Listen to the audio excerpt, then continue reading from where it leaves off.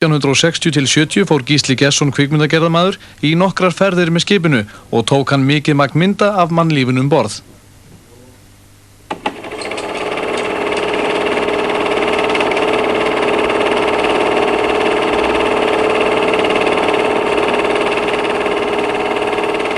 Í tæpan aldarfjórðung var þessi atburður í senn hátíðlegur og hversdagslegur. Gullfoss að fara frá Reykjavík. Þetta var stór stund fyrir þá sem fóru og þá ástunni sem eftir stóðu á hafnarbakkanum. En Gullfoss var líka svo sem alltaf að koma og fara. Margir höfðu fyrir sið að skreppa niður á höfn til að fylgjast með, forvitnast það hverjir væri að koma heim og hverjir væri á útleið.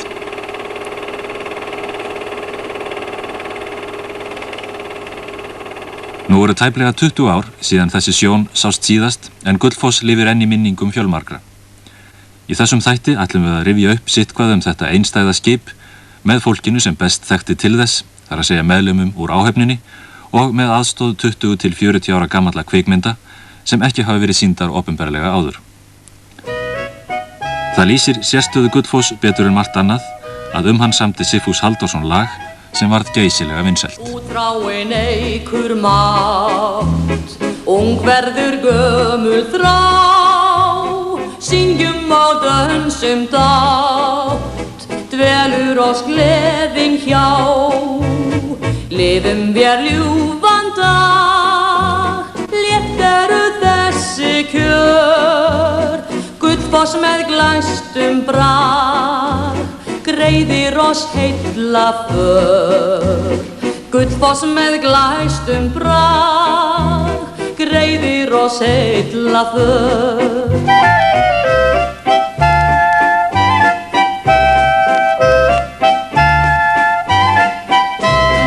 Höldum mér heil af stað, hafið ei veldur geir, dýrlegt vér dáum það, dreipum af Guða vei, lifum vér ljúfan dag, létt eru þessi kjör, Gullfoss með glæstum brag, greiðir oss heilla för.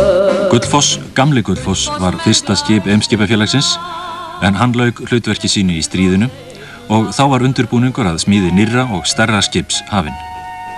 Hugmyndirnar og teikningarnar þóttu svo ævintýralegar að fyrirhugað skip var jafnan nefnt Fantasíufoss. Viggo Mock skipaverkfræðingur tók þátt í hönnun skipsins og var eftirlitsmaður við smíði þess. Þá strax voru orðnar til sögur. Hann hljóp á stokkunum, ég held 8. desember 49 og ég man eftir því að stelpan mín, hún var að tala að hvað verið gaman að, henni þótti gaman að sjá skip svona renna niður brautina og sagði, pabbi látt á að gera þetta aftur.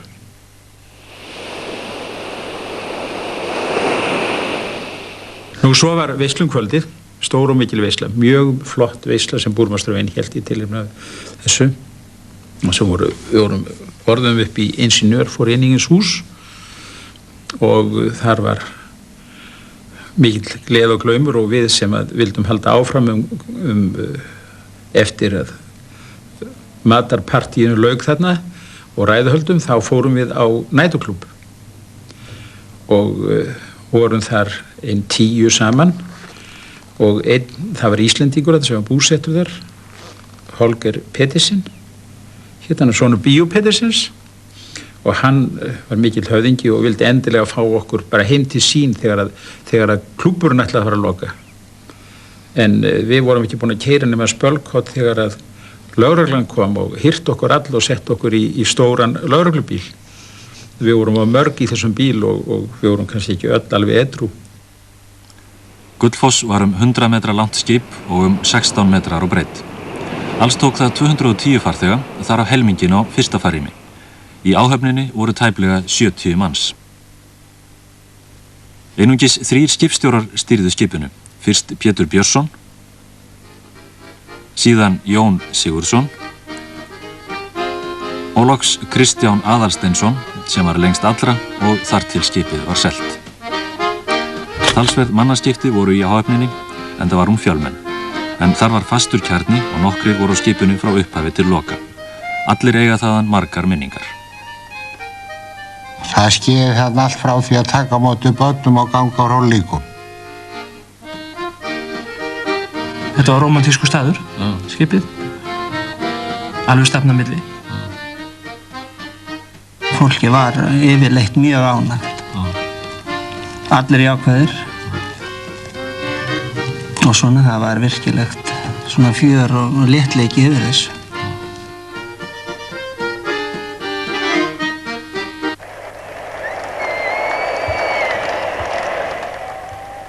Ein af skýringunum á þeim ævintýra ljóma sem stendur af skipinu áreiðanlega sú að framan af var það ekki á allra færi að ferðast með því og fólk á Íslandi heyrði skipsins líklega einkum getið í tengslum við ferðir leiðtoganna.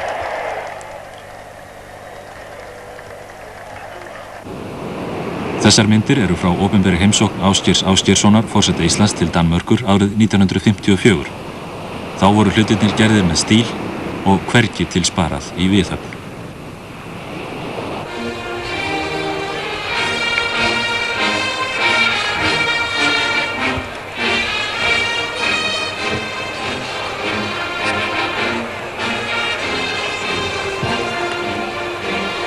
Þessi ferð til Danmörkur í huga áhafnarinnar einn af hápunktunum í sögu skipsins. Sérstaklega mönnum minnistæður kvöldverðurinn sem forsetinn bauð Friðriki Danakonungi og Ingiriði í borð í skipinu. Guðmundur Þórðarson var Breti Gullfoss alla tíð.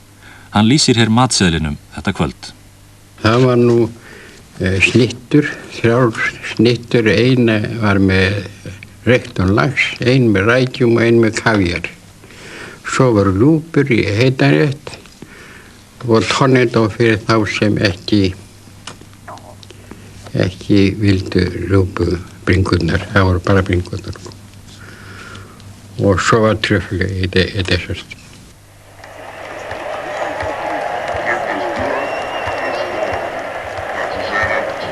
Kokkarnir sáu matinn og ein góð saga með því að þeir ruddust inn í eldhús og spurðu kokkinn það hvað ætti að vera að borða það jaðal rétt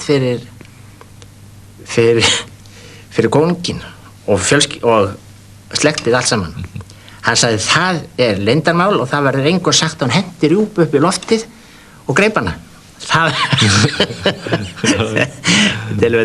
voru rjúpna brjóst sem voru á boðstólu í aðalrétt. Þetta var stórkostleg máltíð og stórkostleg máltíð.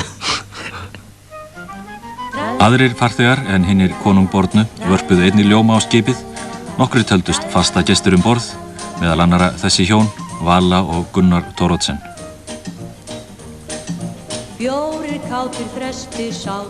Og Auður og Halldór Laxness, en Halldór kom að sjálfsögðu með Nóbelsverðlaunin heim með Gullfossi. Báðu söngum ást og unaðundi og ró, búsitt í björtum skóm. Ef þú kemur hér, þegar kvölda fer, myndu heyra það söngin. Ekki var það heldur til að draga úr orðstír skipsins þegar það brann í Kaupmannahöfn skömmu eftir 1960. Sigurður Kristjánsson var bátsmaður. Við vorum í þurrdokk sem kallaðir, voru koksofnar undir skipinu til þess að halda, var það mikið frostið, til þess að frysa ekki neysluvatni hjá okkur. Og einhverjar ástæðu vegna lag olía niður í dokkina.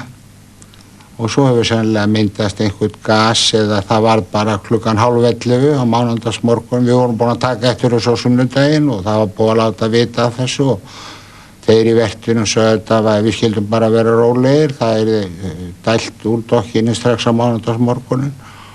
Svo var hún búin að dæla tölvöld miklu olíu úr dokkinni og klukkan 10:30 þá var bara sprenging í dokkinni og skipi afturparturinn hann var bara alelda. Ég var fyrsta árinu á, ég undir eins fór þá á snjá, að votta baða mömmu minna. Lítum aðeins á áhöfnina. 70 manna áhöfn kann að þykja mikið nú til dags, en Gullfoss var ekki aðeins skip, heldur einnig stærðar hótel. Góður agi ríkti og fasta reglur í samskiptum manna borð og störfin voru æði fjölbreytt og hétu framandlegum nöfnum. Ég var eiginlega í 8 störfum hann borð. Ég byrjaði sem messastrákur, uppvaskari, ungþjónn, kjallaravörður, viðvæningur, þerna, stýrimaður og hásetti. Lýsing á starfi baksara gefur innsýn í fjölbreytileika starfseminnar. Við sáum þrif og messa fyrir vélstjórana. Þannig borð voru 4 aðalvélstjórar, 4 aðstofavélstjórar, rafvirki, viðgerðarmaður og 3 dagmenn. Þetta voru samtals 13 herbyggi sem þurfti að þrífa, kölluðum að baksa, sem þurfti að þrífa á hverjum degi og búa rúminn og síðan var lítill messi sem ég gaf mat í fyrir vélamennina.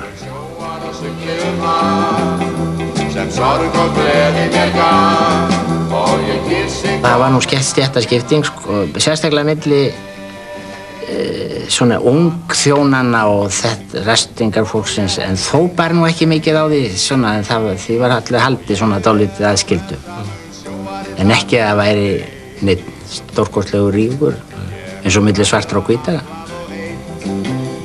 Elskað drukkið og veitt frá blautum. Og það var aðalega milli það var stýrimennir og vélstjórarnir. Það var alltaf svolítið ríkur þar á milli. Og svo kom restaurantinn og þeir sem voru undir Britanum. Það var skipt í 3 hópa svolítið, en allt góðir vinur og kunningjar þeir upp á staðið. Sem sorg og gleði mér gaf, og ég kissi konurnar meðan að flýtur mitt breyt allan heim. Það var mikill lagi og það var til dæmis má nefna það að menn borðuðu ekki saman. Yfirmenn sér og undirmenn sér og smyrjara sér og þjónustu liðið var í sér matsal. Alveg eins og farþegarnir á fyrsta farimi og öðru farimi borðuðu sér. Það allt á floti allstaðar, ekkert nema sjór, en segðu mér, hvað get ég annað en hugsað til þín sem heima bíður mín. Það gilti það sama farþegana og áhöfnina. Alls konar fólk blandaði geði á Gullfossi, en með ákveðnum takmörkunum. Á fyrsta farimi var pláss fyrir 100 manns, á öðru og þriðja til samtals 110. Ekki var samgangur á milli farimanna. Gullfoss lifði sitt blómaskeið fyrir byltingu í farþegaflugi. Árið 1951 kom meiri hluti þeirra 9.000 einstaklinga sem komu til Íslands með skipi, en 2 áratugum síðar komu yfir 100.000 manns til landsins og aðeins rúm 2.000 með skipi. Upp úr 1965 fór að bera mikið á erlendum ferðamönnum borð og þeim íslensku fækkaði. Síðustu árin var skipinu lagt yfir vetramánuðina, en reynt var að auka nýtinguna með sérstökum hópferðum á haustin og vorin. Þegar ég byrjaði að þá var nú svona frekar fólk sem mátti sér meira í þjóðfélaginu sem ferðaðist með skipinu og hagaði sér náttúrulega einhver öðruvísi heldur en aðrir sem komur síðar. Og svo fór þetta að vera svona meira almenningur sem fór að fara með skipinu og hafði efni á því. Og svo náttúrulega í restina þá breyttist þetta náttúrulega, þá var fólk farið að fljúga mikið meira og þá voru svona hópar sem komið með frekar. Hermann Ragnar Stefánsson var skemmtanastjóri í þessum hópferðum. Það voru flest allir sem voru snemma á fótum og komið í morgunverð og morgunmatur var góður þar eins og allur annar viðurgerningur. Nú síðan var svona verið við bara hitt og þetta á sjónum fyrir hádegi. Margir fóru í gönguferð dekkið og aðrir spiluðu og sumir lásu og skrifuðu. En eftir hádegi þá byrjuðum við prógram eftir þennan góða hádegisverð sem var kalt borð, stórkostlegt alveg hjá þeim matsvinnunum og þá spilum við félagsvist eða bingo, við vorum á sjó og svo gáum við svolítið hlé og þá var matur og það var gert mikið í því. Það var 4 réttar matur á kvöldin, það klæddu sig allir upp eftir kvöldmatinn og barinn opnaði klukkutíma áður og það þótti sjálfsagt að hittast þarna í klukkutíma áður.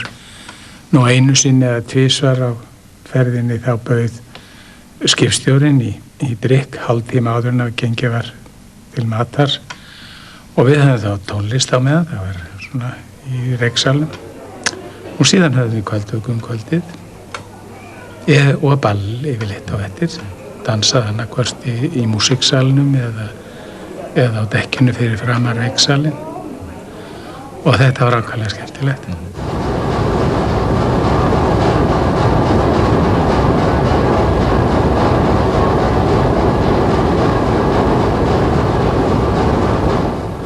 Við skulum aðeins líta á skipið og byrjum niður í vélarúminu þar sem var ríki Ásgeirs Magnússonar vélstjóra og hans manna. Það var jafnan í nógu að snúast fyrir vélamennina en farþegar höfðu af þessum hluta skipsins lítil afskipti.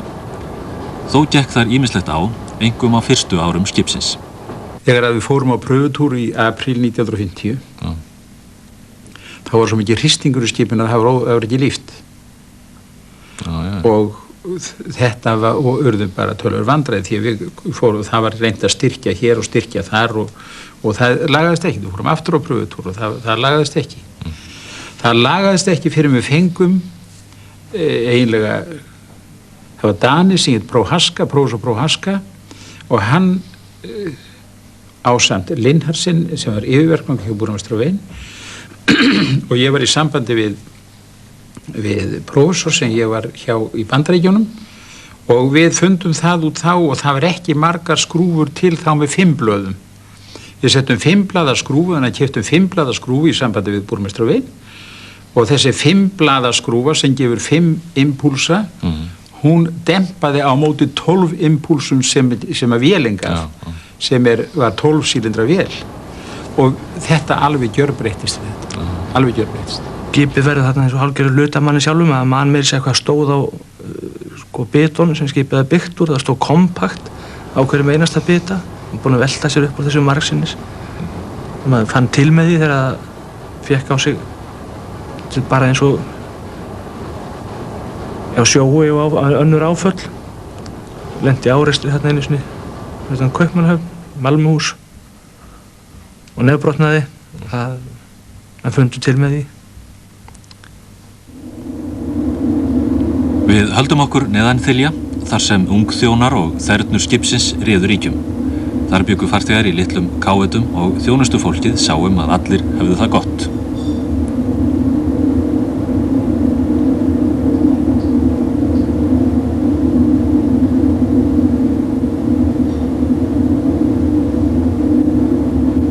Þjónustað var á herbergin og hér sinnir Rannveig Ásgeirsdóttir þerna skyldustörfunum. Við byggum neðst niður á Edekki og þar voru náttúrulega bjöllurnar inn í herbergjunni okkur sem við sáum hvað var hinn. Og ég var á B-dekkinu og það er fyrir neðan brúna, þess að næst efsta og þetta var eins og að hlaupa upp á 4. hæð í blokk að fara þarna upp. Kannski nýkomin niður aftur þá önnur upp aftur. Og eins þegar vorum að færa fólki á matinn og sérstaklega á morgnana þá vorum við með tekönnur og kaffikönnur og þetta var úr silfri allt saman og silfur sykurkur og mjólkukanna og þetta voru svo þykkt og þungt, þykki botnar og mjög erfitt að halda á þessu. Þú getur ímyndað þér upp á 4. hæð. Kannski að færa á 5-6 herbyggi, svona. Og síðan að fara með þetta niður aftur. Það var enn vera. Og lét fólk færa sér í rúmið þarna alveg? Já, það var oft og að geta ekki séð matinn. Það vildi fá að samt. Búið að borga fyrir vantarlega? Já. Það lét mann vita því sveint að vildi fá sín service að væri búið að borga svo mikið fyrir þetta. En það var erfitt í velting þess að halda á bakka upp, maður þetta hífa sig upp með annarri hendinu og halda þessum þunga bakka í hinni. Það gæti verið svona erfitt. En það var líka gaman borð og stundur gáfust til að slaka á. Hefðbundin ferð með Gullfossi hófst í Reykjavík hádegi á laugardegi. Siglt var til Leith, sem hafnarborg Edinborgar í Skotlandi, og komið þangað á þriðjudagsmorgni. Fólki gafst kostur á að fara í stutta bæjarferð, en lagt var af stað til Kaupmannahafnar síðdegis og komið þangað snemma á fimmtudagsmorgni. Síðan lá leiðin aftur heim. En utan háannatímans yfir sumarið voru farnar skipulagðar hópferðir, meðal annars til Kanaríeyja og styttri hringferðir til Bretlands, Hollands, Þýskalands og Danmerkur, svo eitthvað sé nefnt. Ferðir skipsins gengu vel öll árin 23, svo vel að Haukur Þórhallsson stýrimaður segir Gullfoss í raun aldrei hafi verið í neinni hættu og Friðþjófur Jóhannesson loftskeytamaður gat sinnt reglubundnum skyldustörfum sínum af yfirvegun og jafnframt eru margar af þeim myndum sem í þættunum frá honum komnar.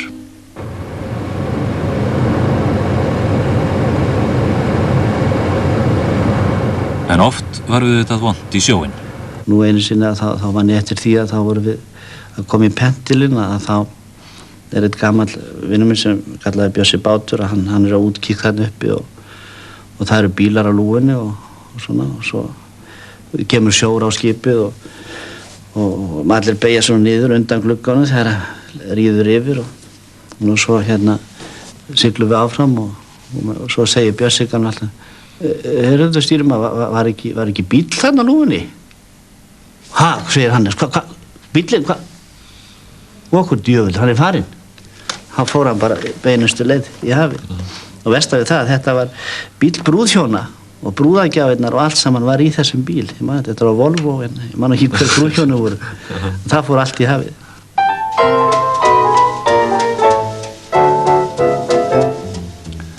Ef Gullfoss á sér einhverja táknmynd, þá er það kaldaborðið. Það var frægt all land kaldaborðið á Gullfossi. Guðmundur Þórðarsson Briti var höfundur þess og fyrirmyndin er frá farþegaskipi sem hann fór á til að kynna sér veitingarestur farþegaskips árið 1949.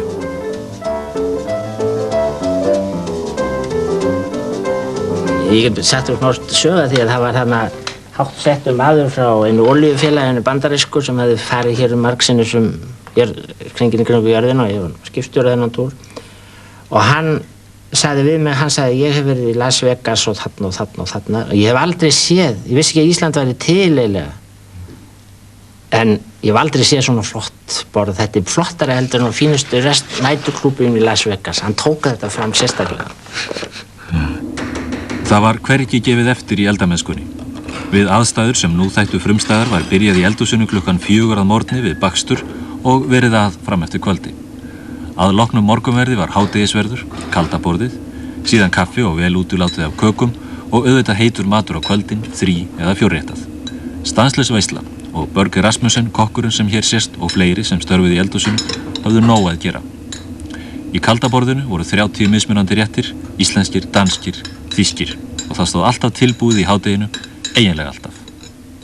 Það kom fyrir, ég man greinilega eftir ég skipti það, þá í blanka logni þegar það farið út frá Kaupmannahöfn og það var búið að dekka upp hádegisverðarborðið með öllu því kaldaborðið og svo var sigldi skúta fyrir okkur, það þurfti að beygja hart í borð og við það náttúrulega leggst skipið niður og það rann allt út í horn, allt heila draslið og þá þurfti að setja alltaf upp aftur og fresta matnum til klukkan 2 og öllu hent og setja upp nýtt. Sérstök stemning ríkti í matsalnum, að minnsta kosti á fyrsta farrými og áallt var reynt að skapa hátíðarstemmingu. Ný blóm í hverri höfn og hvíta tausur, þetta var alveg reynt eins og 5 stjörnu hótel, fljótandi.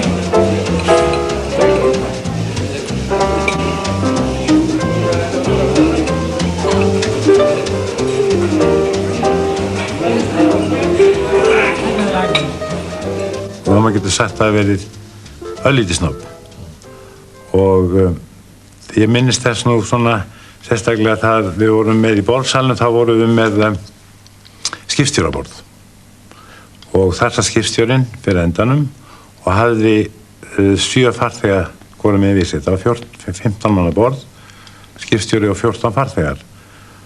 Nú, þarna þurfti að raða niður og var raða niður svona brotborgurum, má segja. Og það vildi nú svona kannski áttu vefjast fyrir. Reyndar sá nú skrifstofunni Reykjavík niðurröðunina, en við erum svo að spjara okkur sjálfur þegar við komum ellendis að mestu leyti. Og það vildi nú oft svona þurfti að velta vingum í hver ætti að sitja þar og hver ekki. Nú ég man eftir einu dæmi, til dæmis. Það var frú hér í bænum sem var nú svona þekkt kona og hún sigldi sem oftar með okkur og henni var að sjálfsögðu sem áður var hann sett við skipstjóraborðið. En þessari ferð var hún með hálfstálpaða dóttur sína með sér og vinnukonu sem var búin að vera vinnukonu hjá henni líklega 25-30 ár.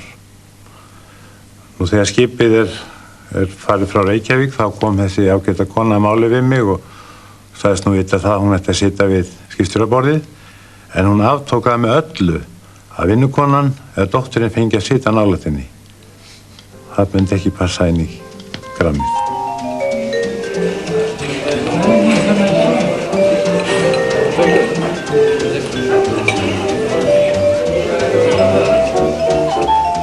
Fólk var svo fínt á þessum árum. Mikið fínna heldur en í dag. Það var siffónkjólum og háum hælum og svo fína, sko.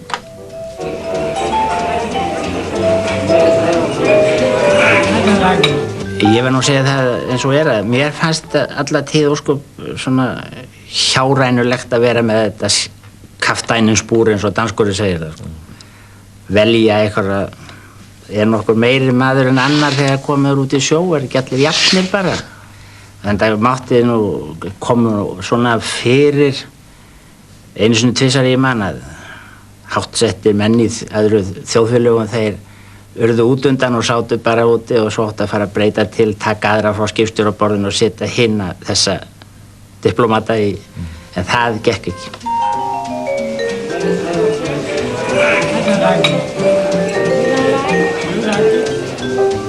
Það voru fullorðna hjón upp á Bjötekki og það var halla svona hurðin hjá þeim, vissi ekki það mér fyrir utan. Og þau voru búin að klæða þessu upp fyrir kvöldmatinn eins og flesti gerðu nú.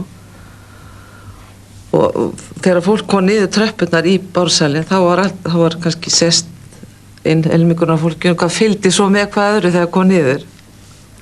Svo var hún búin að klæða þessu og allt tilbúið. Þá lítur hún á manni sinn og segir: Jæja, Axel minn, hvort að einu að lappa innskjöf og útskjöf inn í bársalinn?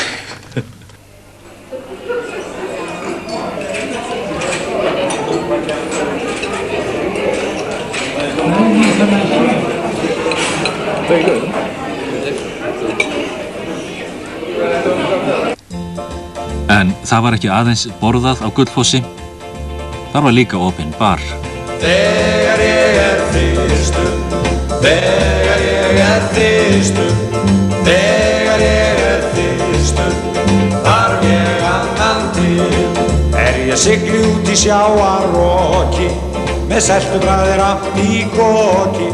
Margir fóru bara til þess að drekka brennivín, aðrir fóru til þess að borða, hafa það gott og lesa og hafa rólegheit. Svona þetta var öllum gerð. Þegar ég þyrstur, þarf ég annan til. Það gekk náttúrulega ýmsum lífið borðið. Fólk fer út að skemmta sér og það fær að skemmta sér, að nóg var að taka og mikið að borða og drekka og yfirleitt hafði þið ekkert, engin vandræði, ekki minnst svo ég vissi til.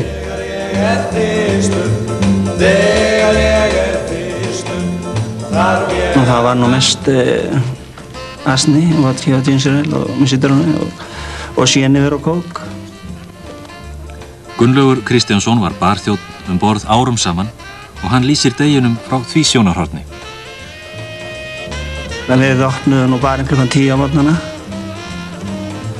og þá kom nú fólk svona í bjór og svoleiðis fyrir hádegið.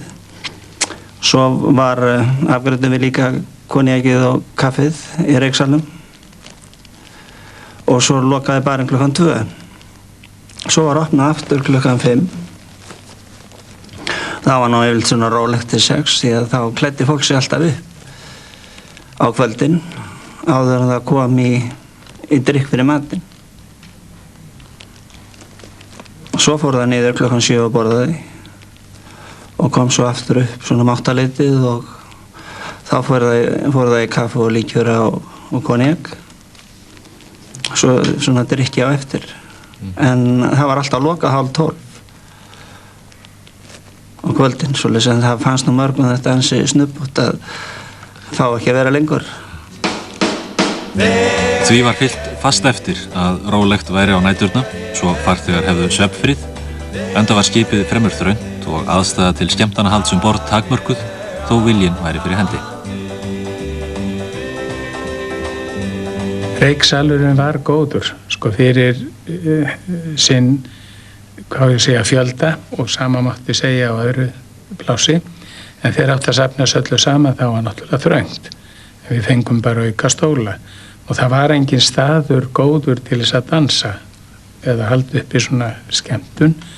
Við notuðum dekki fyrir framan Reyksal á fyrsta farinni, en þá var það svo óheppilegt að það var beint yfir sko herbergjum, þar sem að fólk hafi kannski gengið til náða fyrir heldur en að við vorum tilbúin. Nú, músíksalurinn var mjög góður og skemmtilegur og þægilegur og vinalegur, en það var náttúrulega allt og lítill fyrir alla þennan fjölda. Bjartar vonir vakna í vorsins ljúfa blæ, bjarmar yfir björgum við bláan sæ. Fagur fugla söngur nú fyllir loftin blá, brjóstin ungu bifast af blíðri þrá. Í æðum ólgar blóð, við aftan sólar glóð, ég heyri mildan hörpu slá. Ég heyri huldu mál sem heillar mín. Á milli þess sem farþegar slökuðu á, átu og drukku, gátu þeir komið við í verslun skipsins, sem var lítil skonsa sem seldi framandlegan varning. Meðal annars Macintosh, en sá munaður öðlaðist sinn sérstaka sess á Gullfossárunum, þökk sé ötulum sælgætiskaupmönnum í Edinborg. Bylgjur klettin kyssa í kvöldsins ró, viltu mönnur vaka. Ólafur Skúlason aðstóðarbriti var eins konar hótelstjóri borð og sá þjónustu við farþegana.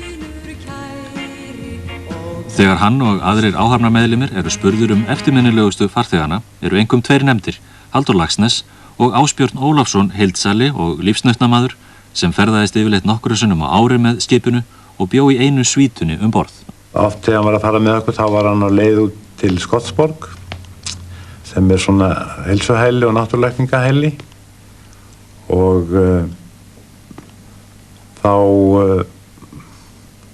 var hann orðinn aðeins þykkur þegar hann fór frá Reykjavík en vildi nú svona halda áfram að borða og nota síðustu dagana áður en að færa í megrunarkúrinn og þá var nú hlúð vel að honum á kvöldin að það var skorið niður svona í alltaf í heill lambalæri og saltkjötsnútur og kartöflur og þetta var fært upp til hans og síðan vildi hann fá eitt kassa af Anton Berg konfekti með kílókassa og þetta maulaði hann líklega við nóttina og við svona héldum honum selskap öðru hvoru til skiptis.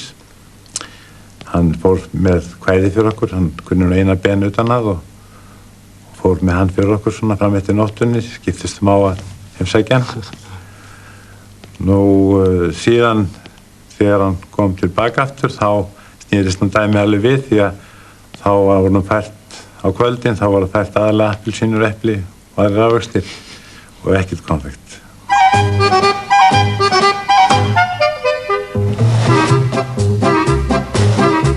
Gullfoss var fyrst og fremst áætlunarskip og flutti fólk og varning sem varð eftir á viðkomustöðunum eða hér heima. En reksturinn var erfiður, áhöfnin var fjölmenn og lestun og losun tók langan tíma. Það var í raun aðeins fyrsta áratuginn sem skipið sýndi hagnað og allan 7. áratuginn reyndi Eimskipafélagið að leita nýrra leiða við rekstur Gullfoss, meðal annars var leitað samvinnu við erlenda aðila en án árangurs. Á síðustu árunum voru farþegar stundum aðeins 10 talsins í ferð eða 1 farþegi á hvert 7. skipverja og meiri hlutin voru útlendingar. En á Gullfoss árunum, einkum framan af, voru ferðalög til útlanda ekki jafn hversdagsleg og þau eru nú. Það sem nú þykja alvanalegar svipmyndir af götulífi í Kaupmannahöfn eða Edinborg þótti framandi þá, löngu fyrir tíma sjónvarpsins og daglegra fréttasendinga frá öllum heimshornum. Á góðri stund með glaða lund við skulum gæta hópsins skemmta okkur eins og vera ber við syngjum hátt og dönsum dátt.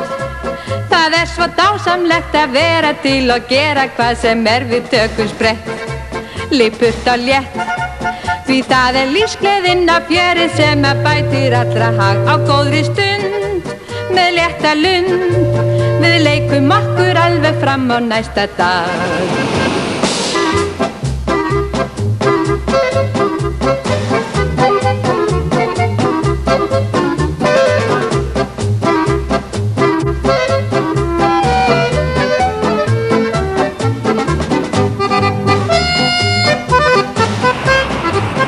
En í hópferðunum vor og haust var skipið fullt af Íslendingum, oft fólki sem annars hefði aldrei farið til útlanda, fólki sem ekki var vant því að ferðast.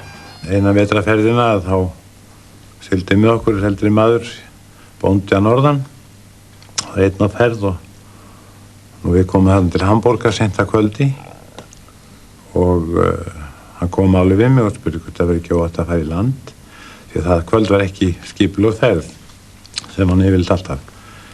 Jú, sagði það var ekkit að því, þetta var nú svona í góðu veðri og svo gamli hann rölti sig í land og segir ekki meira því nema síðan hitti ég hann morgunni eftir í morgunmatnum og fyrir að spjalla við hann og spyr hann hvernig það hefði gengið. Jú, það gekk ljómandi vel og mjög hrifinn af því hvað Þjóðverjar voru gestrisnir. Nú, sagði ég, hvernig? Já, það var nú þannig segjan ég fór nú hann upp í aðalgötuna í St. Páli sem nú hafnaborg Hamborgar og þar voru skemmtistæðirnir og þar stóðu fyrir utan borðarlagðir menn og vildu allir endilega bjóða mér inn, hverju mann að þveran. Og síðan hélt ég nú áfram saðan og þáðu nú ekki þessi ágætu boð, fór nú þarna inn í aðra götu og þar sátu stúlkur í gluggum og þar vildu endilega bjóða mér inn líka. Svo ég hugsaði nú væri nú kannski hægt að fá hjá þeim kaffisopa. Svo ég rölti nú þarna upp tröppurnar og inn að íbúðina hjá einni stúlkunni og fyrir mann að vera gestiristinn því að hún vildi bjóða mér gistingu líka. En ég hugsaði nú að það var nú óþarfi því ég ætti nú vísa gistingu borð í Gullfoss og ég fór nú bara heim aftur.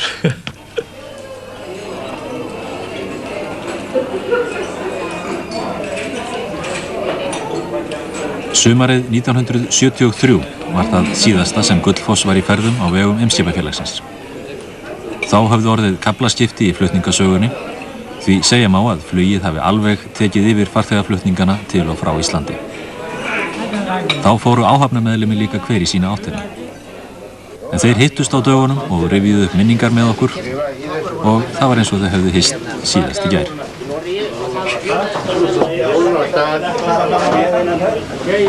Hvað segir Gummi? Ég sjá, það týpir ekki. Það mátti við nota betri og fyrir bæði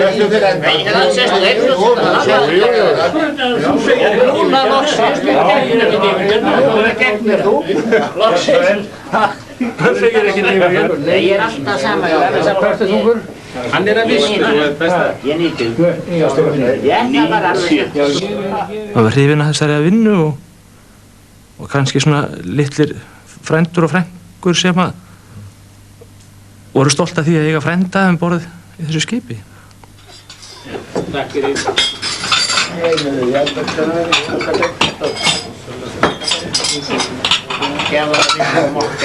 Það breyttist í restinni, það var svona, elegansin var nú ekki orðin í restinni, það fólk var hætt að klæða sig upp á kvöldin og fyrir kvöldverðin og svona, það svolítið að glansinn minnkaði. Þetta var líkt, þetta útlendingur. Já. Það ekki, já. Jú, þeir voru alltaf Þetta eitthvað þessum farþjóðum sem voru að flækjast með. Ég var ekki læst á. Íslendingar satt ekki svona með bækur. Þetta er borðsalum. Já, við erum að borða.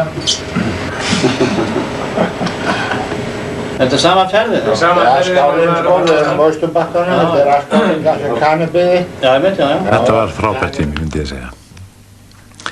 Þetta gekk allt svo ljúft fyrir sig, vandræðalaust. Fólk var, áhöfnin var ákveðin í því að láta farþegunum líða vel og það voru held ég bara flestir í sumarskapi allt árið. Og það var þá mikil tilbreyting fyrir áhöfnina, þó væri mikil vinna og ströng vinna. Það var mjög strangur skóla að vera hérna borð og mikið álag á hvern einn. En það ánægjan yfir því að vera innum skemmtilegt fólk og fyrir þetta náttúrulega að skoða erlendis bætti það upp tvímælalaust. Ég held að þessi tími hann hafi verið, já hann náttúrulega kemur ekki aftur en þetta er mjög skemmtilegt. Blíkt og létt bára skvett vatnum gefur, ljúfur blær, landi fjær, leiðir gnóð. Eimskipafélagið hafði nokkurt skeið leitað tilboða í Gullfoss en orðið lítið ágengt. En það hlaut að koma að því að hann sigldi sína leið. Viggo Mock tók þátt í að selja skipið auðjöfri að nafni Kayat frá Beirut í Líbanon. Hann var nokkuð lengi á sölulista eða ekki á sölulista, hann var svona í bakhundri á sölu aðila og þá kemur þessi Kayat og vill borga vissa upphæð fyrir skipið en svo sagði hann einu svona að pabbi hans vildi ekki að hann borgaði meira.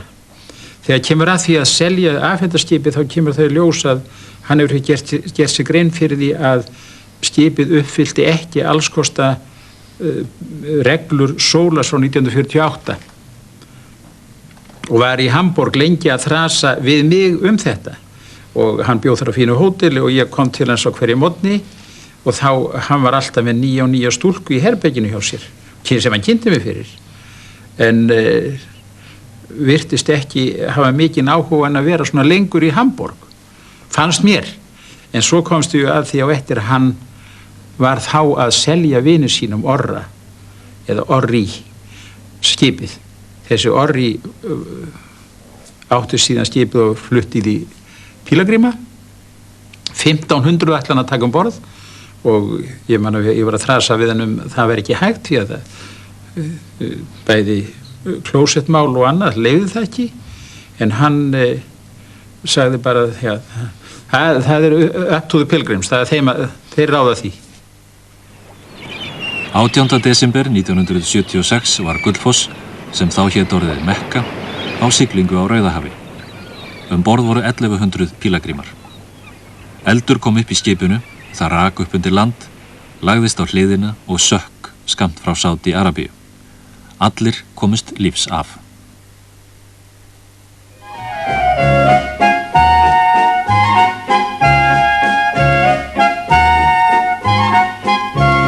Góðvegar gleðin býr, gæfa í svip þess grá, heillar oss heim til sín, heiðríkast fóstur lág, lifum mér ljúfan dag, létteru þessi kjör, Gullfoss með glæstum brag, greiðir oss heilla för. Gullfoss með glæstum brag, greiðir oss heilla för.